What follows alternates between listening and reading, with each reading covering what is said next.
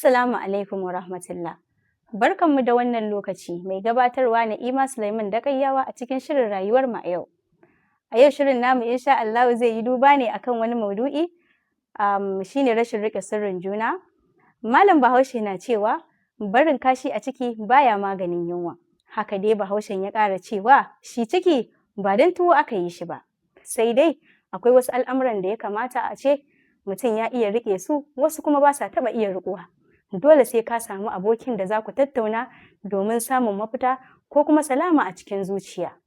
Sai dai al'ummarmu yau da yawa gaba ɗaya abubuwan yana ƙara cikurkuɗewa ne. A lokacin da za ka furta wa wani sirrinka, shi kuma daga wannan rana ne zai bayyana ya bato ya gaya wa mutane abin da ka ɓoye a cikin zuciyarka, wanda kake ganin shi ɗin zai baka shawara.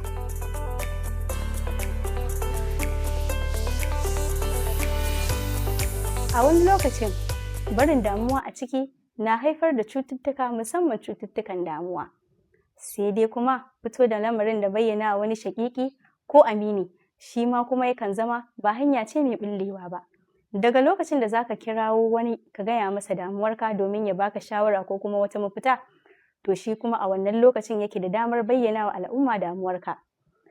Musamman idan yana da wani amini, sai ka ji mutum ya ce, ni kaɗai ya gayawa, don Allah don Annabi, kai ma kai kaɗai na faɗawa, kar ka faɗa wani.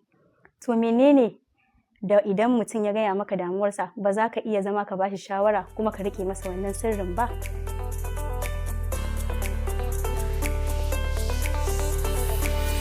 To sai ka ga faɗa wa wani, gara kai ta zama da damuwarka, ta nukurkusarka a ciki.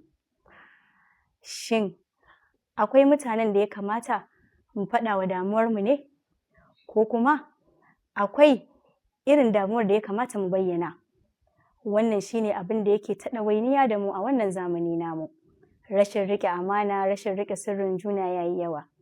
Ya kamata mu zama cikakkun mutane masu riƙon amana, riƙo na gaskiya da yarda da juna.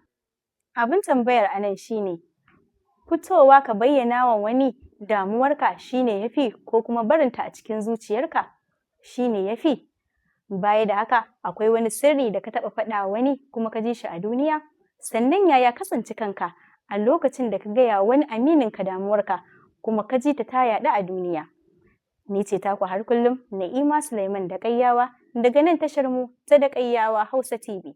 Dakayyawa Hausa TV, hasken rayuwa.